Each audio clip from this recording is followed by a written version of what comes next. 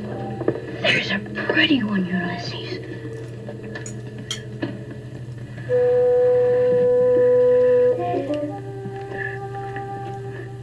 There it is. Hello BookTube, I'm Sean, the Book Maniac. Welcome back to my channel. Here I am with another In Other Words, an occasional series where I discuss vocabulary, grammatical patterns, and idioms that I encounter in my reading. This is the first hodgepodge edition. In other words, I filmed one a few weeks ago, and it was too long, and I cut it off. I'm going to insert the remainder of the last video, which didn't get published, at the beginning of this one, and then I'm going to top it up with more. So there's going to be various costume changes throughout this video. Without further ado, here is the remainder of the last video. Note the much longer hair. Not much longer, I don't have much to work with, but here goes. And the next few words come from a 1931 British novel, Vita Sackville-West's All Passion Spent. For me, this novel started out wonderfully and then went into the toilet. I didn't like it. By the end, many readers loved it the whole way through, so don't listen to me, but there's some good vocabulary in it. And the first word is Myrmidon, which is a follower or subordinate of a powerful person, so I would use the word lackey, but has the additional nuance, which lackey doesn't necessarily have, of being a follower who is unscrupulous or obsequious, somebody who carries out orders unquestioningly. Remind you of any of the people currently serving in the West Wing. It comes from mythology, and I'm not a big lover of mythology, but when I'm talking about etymology, it's interesting. The Myrmidons, capital M, were an ancient nation within Greek mythology. In the Iliad, they were the soldiers commanded by Achilles, and they all descend from the king Myrmidon of, I can't pronounce the word, Phthisius, and he was a son of Zeus. In Ovid's Metamorphosis, the Myrmidons were simple worker ants on the island of Aegina, but it was used to mean basically a lackey. The main character was the wife and in the opening pages of the novel, the widow of a former British Prime Minister, and references made to his Myrmidons. The next word is a very common word, spill, but a very unusual meaning as a noun. Spill meaning a slender piece of wood or twisted paper used for lighting candles or lamps and so on. That was called a spill. It's linked etymologically to a little used noun, spile, S-P-I-L-E, and that noun is apparently used, I think it's pretty much specialized vocabulary, in the maple syrup industry to refer to a small wooden or metal spout for tapping the sap from a sugar maple. Another meaning of spile, and in fact this one is the general meaning from which the maple syrup meaning derived, a small wooden peg or spigot for stopping a cask, but the second fairly modern meaning of spile is a large heavy timber driven into the ground to support a superstructure. So spile comes from the Northern English dialect. It's related to splinter. We're going to be talking about all the words that spin off from this, from the early 16th century, from the Middle Dutch and Middle Low German spile, and perhaps related to the word spike. So let's talk about spike. Spike means a large nail, dates to the mid-14th century. And just to be clear, etymologists have not been able to conclusively establish the link. There is some fascinating conjecture about a link. So, large nail dating from the mid-14th century, perhaps coming through Scandinavian languages, going back to Old High German, spoke to the Proto-Indo-European root, spei, S-P-E-I. So, here are the words that descend etymologically from that Proto-Indo-European root, spei. Listen how many of these you can visualize as this spike, this something that punctures, comes to a sharp point. Spine, spire, spit, pen, and pin all come from that same root. So, spile and spill, it has to be connected. It just would make perfect sense, doesn't it? I'm calling it. It's etymologically affiliated. The next one is an idiom to bear the brunt of something. I know what it means. You probably know what it means, but I just thought, oh, this is a good chance to find out why does it mean what it means. It means to have to put up with it or endure the worst of some bad situation. If you're talking about two boxers and the one who lost bore the brunt of the other's attack. They both were banged up, but the one bore the brunt of it, or whatever, okay? Let me tell you how it shows up in the novel. I'm going to read most of a paragraph to you, because the ex-prime minister has died. His adult family, who are a basket case of people, a wonderfully rich cast of colorful characters. Part of the reason I didn't end up loving the novel is that I didn't feel that those characters were developed enough beyond this stunning opening chapter. But they are discussing in the body isn't even cold, and their mother is still up with her deceased husband, and they're starting to plan, what are they going to do with mother? She's about 88. And my favorite character, who I was so disappointed did not get nearly enough exposure in the novel, Edith. She says, I ought to bear the brunt. And her sister, or maybe her sister-in-law, I think it's her sister-in-law, takes issue with the use of that word brunt. She goes, brunt? Brunt? I'm sure we shall all regard it as a joy, a privilege to do our part in looking after mother, blah, blah, blah. Just, how dare you use the word brunt? And then Edith, who has this rich interior life, and we just don't see enough of her in the remainder of the novel, if I haven't mentioned that already, says, here's the paragraph about what goes on in her head thereafter. Edith subserviently agreed it wasn't. Spoken like that, repeated several times over, without the support of its usual little phrase, it acquired a strange and uncouth semblance, like spick without span, hoity without toity, turvy without topsy. It became a rude and Saxon word, like woad, or witenagemot, brunt, blunt, a blunt word. And what did it mean, to bear the brunt? What was a brunt, anyhow? No, brunt was not the word. Well, said Edith, I think I ought to live with mother. So that just, as somebody who is curating words from you, I couldn't ignore that paragraph, and I will talk about the two blunt Anglo-Saxon words in a minute. Brunt, stripped of its idiom to bear the brunt, is a noun that dates from the late 14th century, which means a sharp blow. And we don't know where it comes from, perhaps from the Old Norse word brunder, which meant sexual heat, or bruna, to advance like wildfire, which was used to describe a ship under sail or so on. But the meaning is chief force, the heaviest or worst of something. And that meaning dates from the early 15th century, so presumably bear the brunt dates from then. So, Edith, that's what we know about brunt. Let's talk about the other two words. Woad, W-O-A-D, is a yellow-flowered plant in Europe of the cabbage family. Here's some pictures.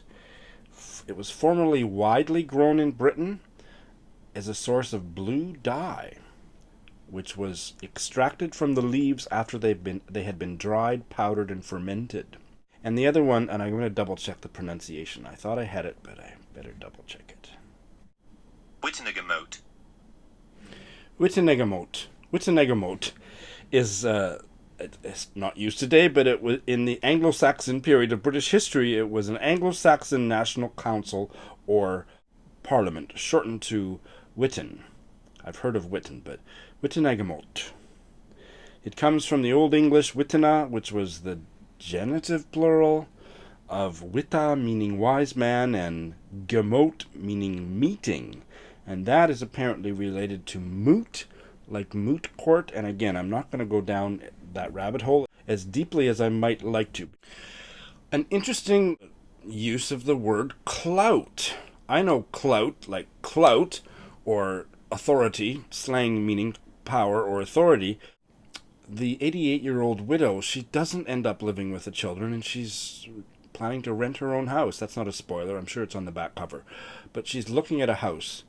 and she sees a dirty clout smeared over the floor. And I thought, what the heck is a dirty clout that might be smeared over the floor? And that is a piece of cloth or an article of clothing. So the house was in shambles. It was messy. Had not been cleaned. It was dirty and dusty, and there was a dirty piece of cloth on the floor. A dirty clout smeared over the floor. That meaning of clout is the meaning in a proverb that I had never heard. Ne'er cast a clout till May be out. In other words, don't put your winter clothes away until summer has fully arrived.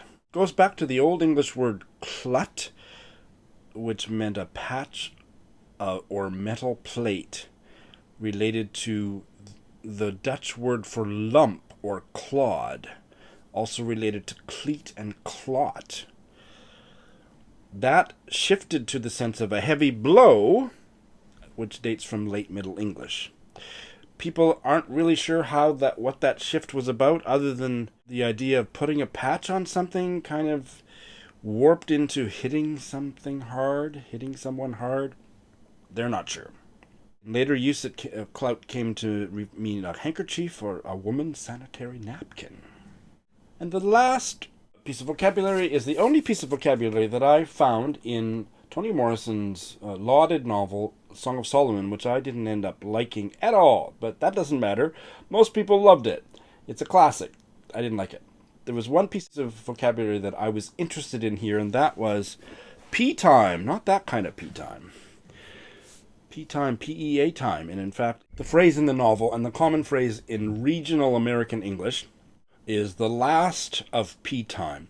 Pea-time was the time for harvesting peas, and it's typically used in figurative, or what the Oxford English Dictionary says, simulative expressions, especially the last of pea-time, but there are variants.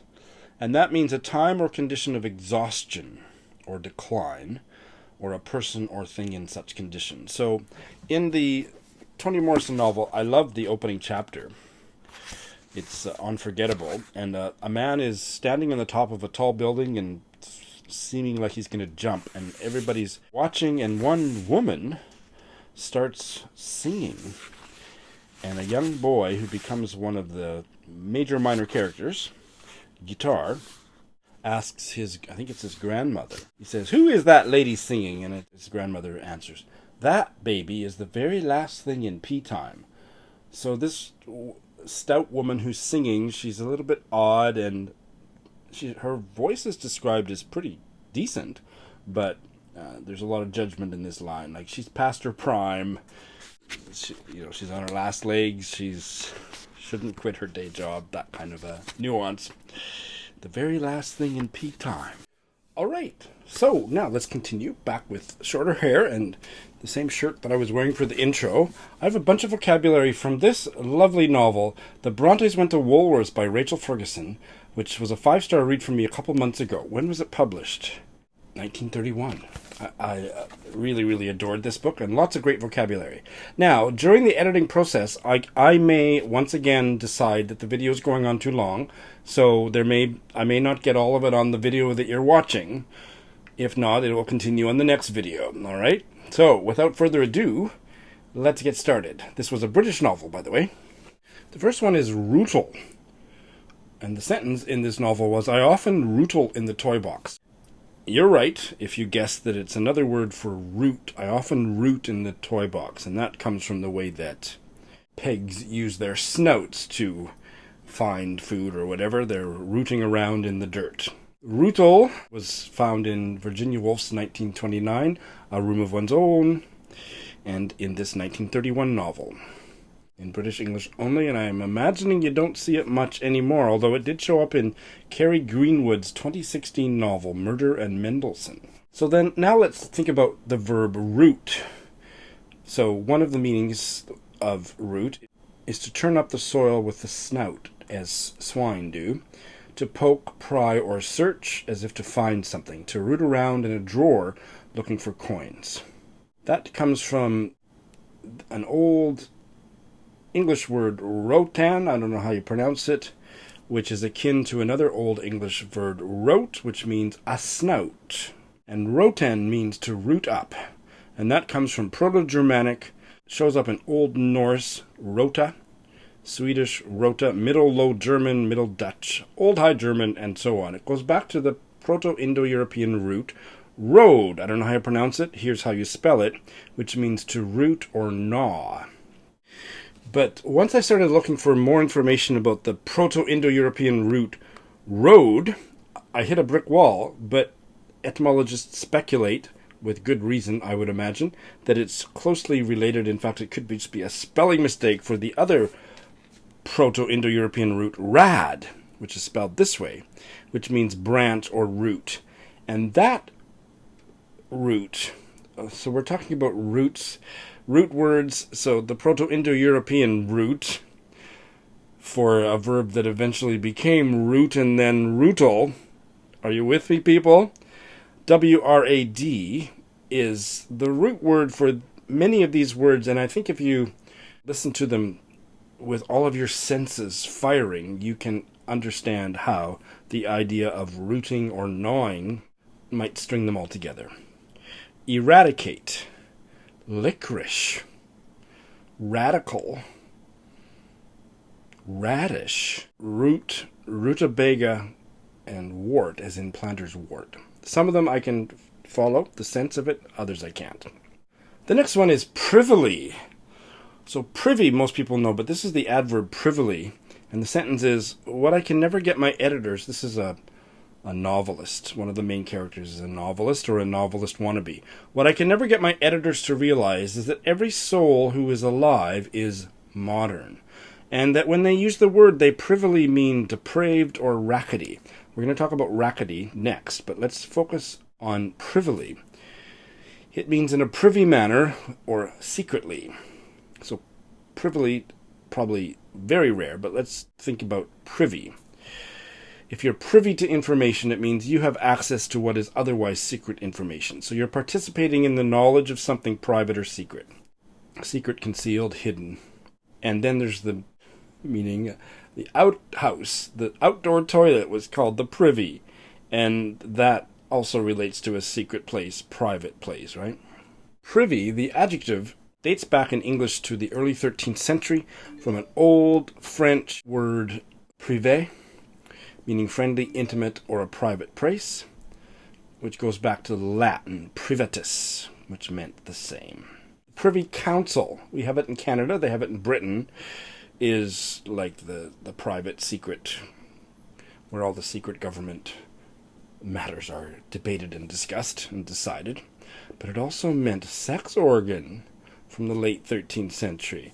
Were you privy to that information? I mean, privates, yes. Privy, I'd never heard privy ascribed to genitalia. All right, let's move on to rackety.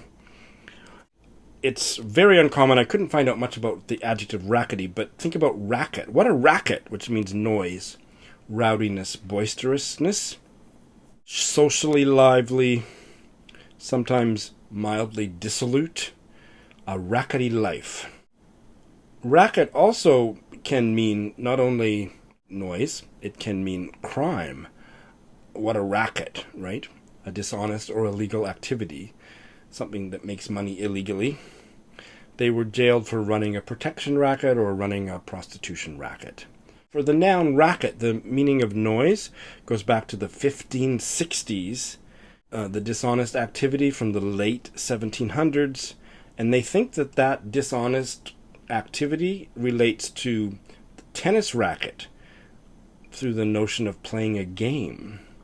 And then there's another phrase, there's another word, rack rent, with a hyphen, which meant extortionately high rent, which comes from the meaning of rack. So I won't go into too much detail. I think everybody understands racket, like tennis racket. I could do a deep dive on that, but I won't. But the idea of playing a game. And then the torture machine, the rack, which is to stretch something out for drawing or to torture somebody on the same similar shaped instrument. And that dates back to the early 15th century, and all of those are connected. So I had no idea that noise, racket, and tennis racket, and rack were etymologically linked. The next word is jibbing, and there's a phrase here, my jibbing companion. I had never heard of jibbing. The verb jib, jibbing or jibbed, when it relates to an animal means, especially a horse, it's when the horse stops and refuses to go on. The horse jibbed at the final fence. It wouldn't budge, it wouldn't jump, it wouldn't move. It jibbed. For humans, it means to be unwilling to do or accept something. He jibs at paying large bills. And this goes back, it only dates to the early 19th century in English, and etymologists are not sure, but they speculate it's related to a French verb, which regimber, or rigiber, which means to buck or to rear, the horse bucking or rearing, refusing to comply, refusing to do something. And that, they think, is also related to jibe. Now, jibe is familiar to me. Jibe as a noun means an insulting or mocking remark, a taunt.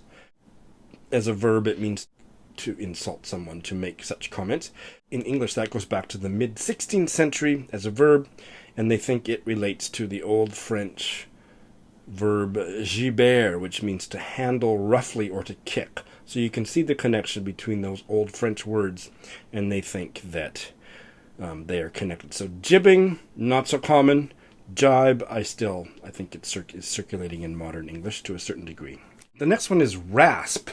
We know what a raspy voice is, right? It's a harsh-sounding, grating type of voice. But the sentence in this book, you don't need any context because the context doesn't help. One of the characters says, I was so rasped with life that I hit Goldsmith's tomb with my umbrella. Huh? So, the verb meaning to make a harsh grating noise. My breath rasped in my throat, or raspy voice, the adjective. To say something in a harsh, grating tone of voice. Also to scrape or file something with a rasp, and a rasp is a tool. To scrape something in a painful or unpleasant way. The bark was deeply grooved, rasping her fingers. To scrape something off. And all of those meanings go back to Middle English as a verb from the Old French verb rasper, which perhaps is of Germanic origin. Also found in Middle Dutch, raspen. The sense of a raspy voice dates from the 1840s. So, going back to that sentence, I was so rasped with life, I had to read more of the context, and in fact, she was having a terrible day. So life was rasping her, it was grating on her, it was filing her down. That's what it meant. Grating. Hey, this is Future Sean. It occurred to me during the editing that I really needed to check whether there was any etymological link between rasp and raspberry. And in fact, at least one prominent etymologist, his name is Klein, I don't know anything more about who he is, posits that yes, in fact, the raspberry goes back to the Germanic origin of the English verb and noun rasp, in the original sense of a rough berry based on the appearance of a raspberry, both its exterior and the plant that it grows on.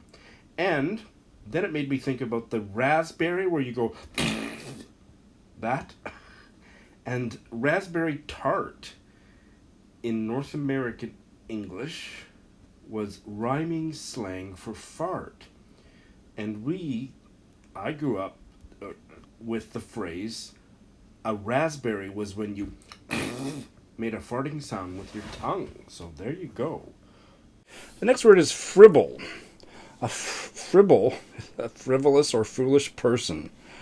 A thing of no great importance.